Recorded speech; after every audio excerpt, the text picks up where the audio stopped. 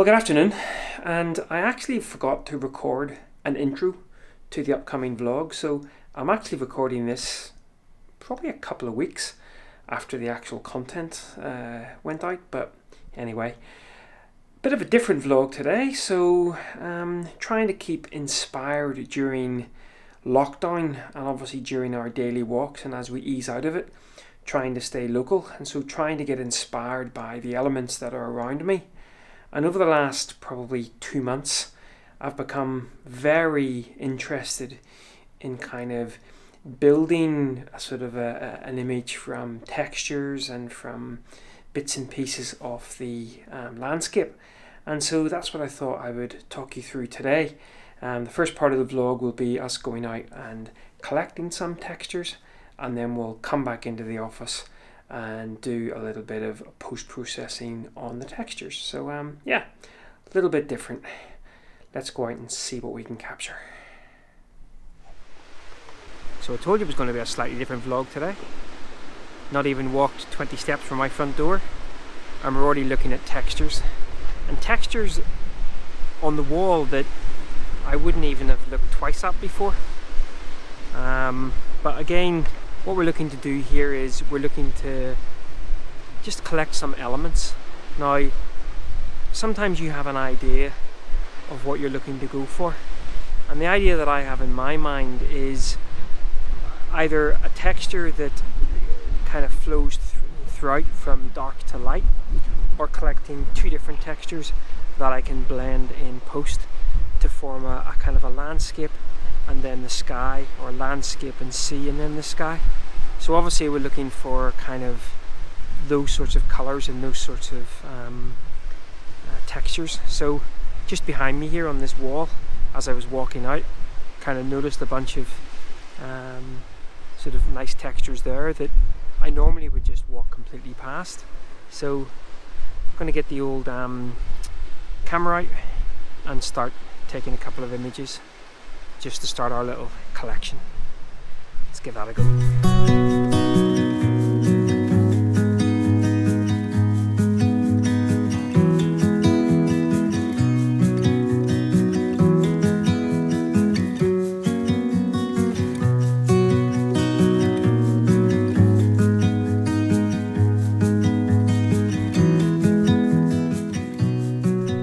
So there was even some nice textures on the wall just as I was sort of making my way along the front here.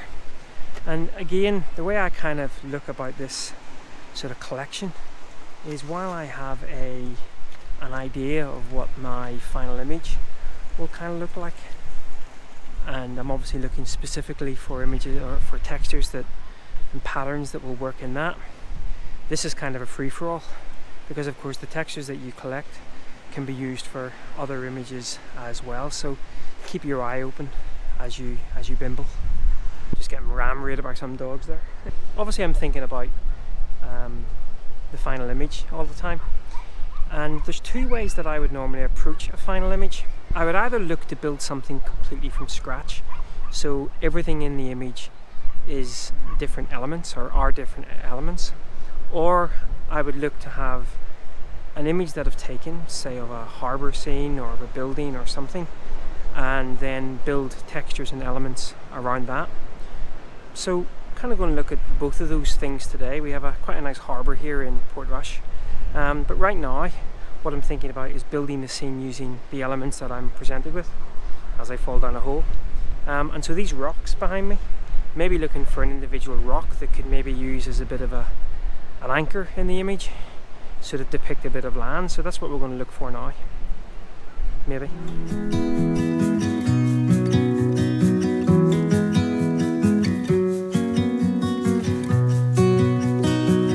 So again, just carrying on with that theme, looking for an element to act as the sort of cornerstone of the image, the landscape.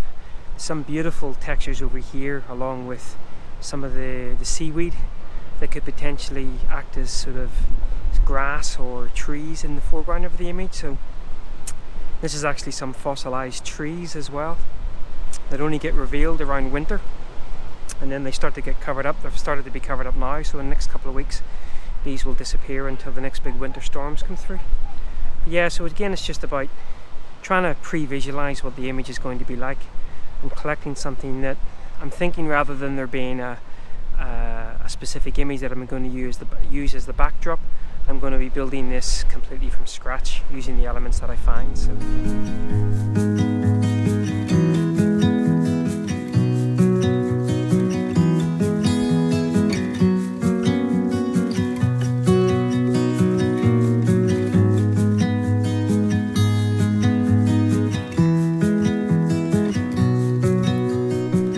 I've actually come across some really nice textures along this little bit of the path here, some fantastic bits of rust. The only problem is it's a very narrow walkway, and of course keeping up the whole social distancing is almost impossible here, so I'm having to kind of run out, grab a couple of images, come back in again. But I'm thinking some of those rust patterns could potentially form the basis of the image as a bit of a foreground, just with some sort of, you know, burnt foreground in the front. So yeah, really cool. And just as a little word as well, so there's a couple of other things that I'm obviously doing with the camera settings.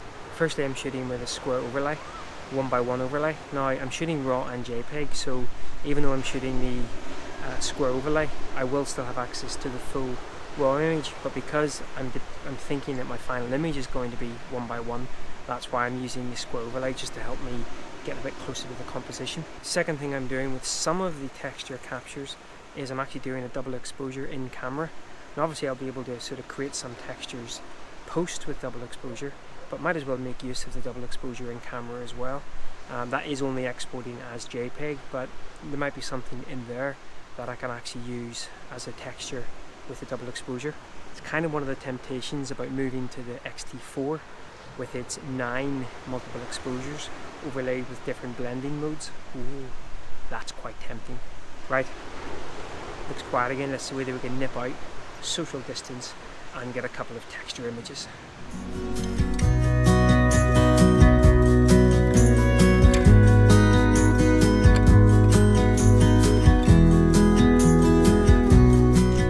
So I was going to talk about birds, as in capturing birds, and normally when I come out for my, or normally when I have been coming out for my daily walks, there's been a bunch of crows and stuff about, but with Northern Ireland starting to relax things, Portrush has got all of a sudden very busy, which means the birds have all cleared off, so no birds. Anyway, what I would have done was shot something like crows or something, maybe some gulls, but I was looking for a bunch of them together, and to be able to create a brush, it's probably easier if you have a contrasty image, which is why I was going for crows, because they're darker against the sky.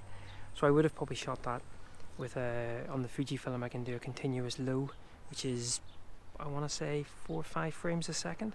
And what I would have wanted was a bunch, 3 or 4 crows sort of flying this way and that. Obviously there's other ways to do that. You could take an individual bird that you've taken, turn that into a brush, duplicate it, kind of transform that individual bird, and then turn it into a multi-bird brush, but it doesn't look as good as an actual flock of birds. Anyway, on that note, I think we've done enough collection for today. So I'm going to head back to the office now and see whether we can put something together. By the way, doing this you will get lots of strange looks, because of course you're pointing your camera at bits of rust and all kinds of other funk. So yeah, be prepared to have lots of strange looks, and for me, just more strange looks than normal. Right, let's head back to the office. And welcome back to the office. And I just banged my elbow there. Son of a... Anyway, so that's the captures over. And before we sort of jump into looking at the images, just a little sort of recap there. So it's useful to go out with maybe a thought what your final image is going to look like. But that's not sort of 100% necessary. It might be that you have an idea and then you start to see other textures and that builds stuff up. But when you're out in sort of texture gathering mode, sort of capturing more than not is better. Try sort of double exposure in camera. Even try a little bit of ICM in camera. Look at maybe sort of competing colours or complementary colours, overlaying them and things. It really is a complete open field in terms of what you want to capture. One thing I would say, I don't have a great success in capturing it with wide angle lenses.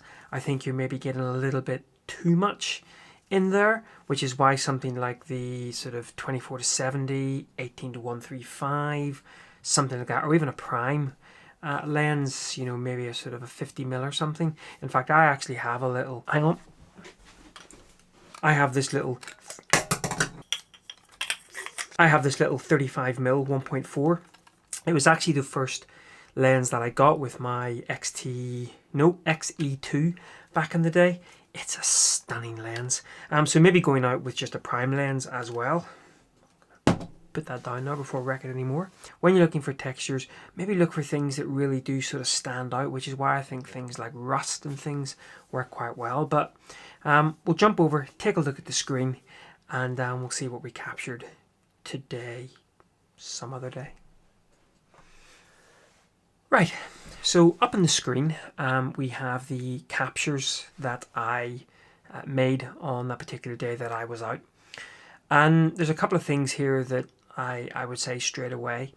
Quite often when we come back from a photo shoot, we'll load the camera into the computer and we'll go through the images and we'll kind of delete the obvious images that are to be deleted. So maybe there's some that are completely out of focus, or maybe you've missed the exposure or something. And while I'm always careful not to do an edit on a photo shoot too soon after being out, I think you're still a bit emotionally charged then. There are certainly some images in that case that you can see that maybe shouldn't be in the set and you can quickly delete them. What I would say though, when you're doing a captures session, don't delete anything, at least not initially. What I've found with this set in front of me, when I first looked at the images, I kind of thought to myself, well, there's maybe some that will work okay there, some that maybe won't work. But I didn't delete them. And what I found when I came back to them, you know, a few weeks later, I was actually able to use one or two of those textures as well. So it's always useful to keep them in. Image space generally is not, or hard disk space is generally not an issue. So sort of file these away in Lightroom or something under textures, and you can always come back to them. It might be through time that you go back through your textures and you say, no, don't need that, don't need that.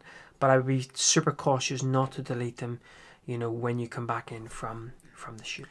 So just jumping over into Lightroom. So just to take a bit of a closer look at some of the textures. So these were some of the textures that I captured on that wall just outside my house. And again, just to sort of confirm what I was saying earlier, if I go into the develop mode, and now this is the JPEG, and I hit the R for the crop overlay, you can see that it is a square 1:1 crop. But if I go to the same image that was taken at the same time in RAW, you can see that I actually have access to the full image, so you can actually choose the crop. But just the crop overlay just gives you a nice visual guide as to sort of framing the image, especially if you're going to be thinking about building a 1:1 image in post. So just looking at one of those images, let's just zoom into it, and we'll just, yeah, so you can see there is actually some really nice textures going on there. Now at this point I wouldn't worry too much about the color that you've captured. Now obviously if you're thinking about a certain color in post, then that's great. But if you're thinking, well, actually yellow might not work here, obviously what you can do when you have the image in Photoshop or even in Lightroom, you can turn this into a monochrome image and then bring the color back. What we're really more interested in right now is textures, and you can see that on this wall, a wall that I have walked past countless times, there is some lovely textures. And I'm immediately kind of thinking that this potentially would be something that would make for a nice paper texture overlay, almost as kind of the paper that you kind of want to build your image from. So yeah, that's just an example of it zoomed up.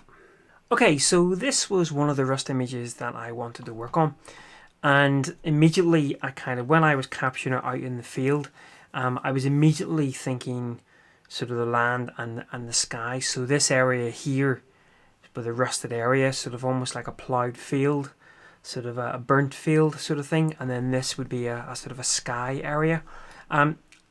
I originally thought maybe I could possibly use these areas of texture, but for this particular image I actually didn't. So let's get rid of that first layer, and so bring it back in again. And all I've done is just put a layer mask on top, which removes sort of this part of the image. So I'm just left now with the nice sort of burnt foreground.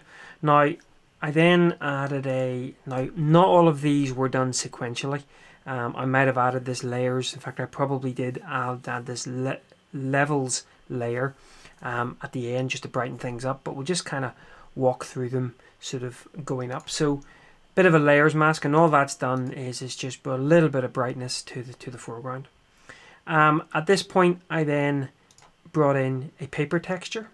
Now this is one of the kind of free paper textures that you can get with Adobe, but again, one of the reasons why I went for it was giving us a nice almost cloud.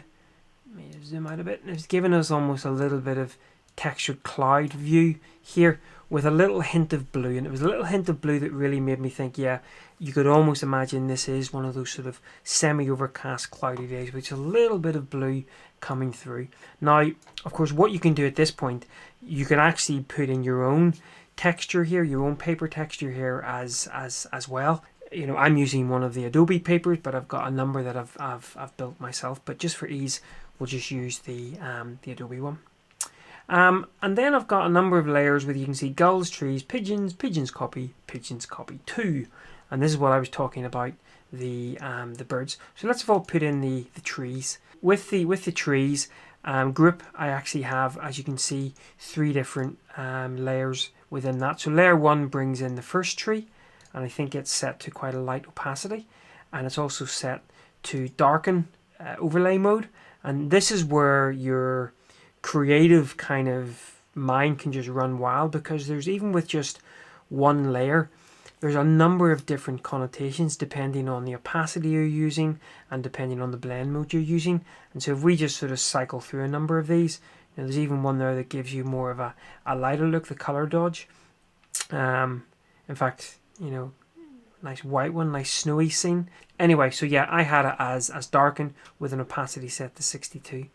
And then I brought in a second tree, and all we've done there is, if we go into the transform, you can see that I've actually shrunken the tree down just so it gives it a feeling of it being a little bit further away.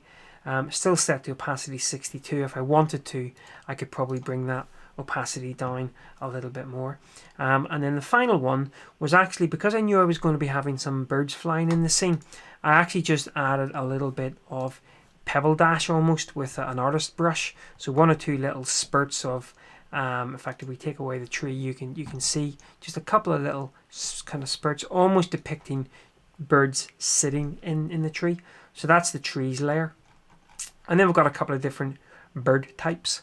So we can put some gulls in if we wanted to. And again, if we head on the gulls, again, what we've done is, and I said this out in the field, capturing a group of gulls, I think, is perhaps better. But in this case, all I've done is have one gull, and then I've duplicated it and transformed it perhaps a little bit, depending on, and reduced the opacity. And these are all blended, I think, just in normal mode. Yeah, they're all just blended in normal mode. So that's gulls. Now let's just get rid of the gulls and let's put in some pigeons. And again, these were captured by me. The pigeons and the gulls, etc., were captured by me. And again, as before, they're not an individual layer. They're all built upon multiple layers. And I think this is one of the things, when you're building an image like this up, I think every element that you have, I think it's worthwhile adding as a separate layer, because it just gives you such granularity of control, different looks and feels to the image. And then we have, I think, pigeons 2, which are over on the right hand side. Yeah, sort of depicting a little bit further back. And pigeons 2 copy. Again, you can see it's the same bird, but I've just zoom in there a little bit. You see that I've just transformed it a little bit, so it's actually it is the same bird shape, but I've just moved it around just a little bit. And then the final one was a color lookup table, and that was a color lookup table that's only affecting, as you can see, the top of the screen. I've actually got a layer mask in there as well. Now obviously it looks a bit higgledy-piggledy now because we've got all of the various birds switched on, and again, this is one of the benefits of having multiple layers with all of your different elements, because now you can play about with the look and feel. We obviously want the trees. We probably want the pigeons, do we? Pigeons, 2 pigeons. And maybe even with the pigeons, we don't necessarily want them all. So could we get rid of a couple of them? And actually with layer 7, what if I just reduce that opacity down just a little bit more? Just, I think it was just giving a little bit too much feeling to it. And maybe even bring layer 6 back in again and reduce the opacity down there. Again, just a little bit more. So maybe depicting birds flying between the trees, built from a bit of rust. And actually with this same image, I actually have a couple of copies of the images, and we'll show you those now. So these are those final 3 images. These are those 3 images, all made from the same bit of rust, just with slightly different editing techniques. In fact, I think I took most of them to the same level and then just applied different color lookups. And I'm not quite sure which works and how many birds. And again, this is really just me experimenting at the moment. What I would say is this is very early on in my journey for these types of images. And I would certainly recommend that you check out someone who I've mentioned before in this channel, Glenys Garnett. She is the one who's really got me into this. She has a fantastic YouTube channel, I'll link it below, where she actually goes through her own workflow as well, and I've learned so much from Glenys. I think she also, when the time is right, runs workshops as well, so if you're interested in workshops, then get in touch with Glenys. But hopefully she won't mind me mentioning her here. Making some images from a pile of rust and a pile of basically funk out and about. And one of the things that it's really kind of brought, really sort of highlighted to me is, even if I'm going out for a normal landscape shoot, I'm still going to be thinking about having, my eye on textures. And again, it's just a case of collecting textures, which may sit in my Lightroom library for a period of time. But it's really just about having those textures there. So, well, I hope you enjoyed that. I'll leave you with a couple of other images that I captured on that day and then transformed into something else. I'd be keen to know if this is something that you're interested in yourself, or maybe you'd like to see another one of these types of videos later in maybe a week's time. But for now, I'm going to go off, grab myself a cup of tea, I think, and yeah, images from rust. Alright guys, until next time, take care, bye bye.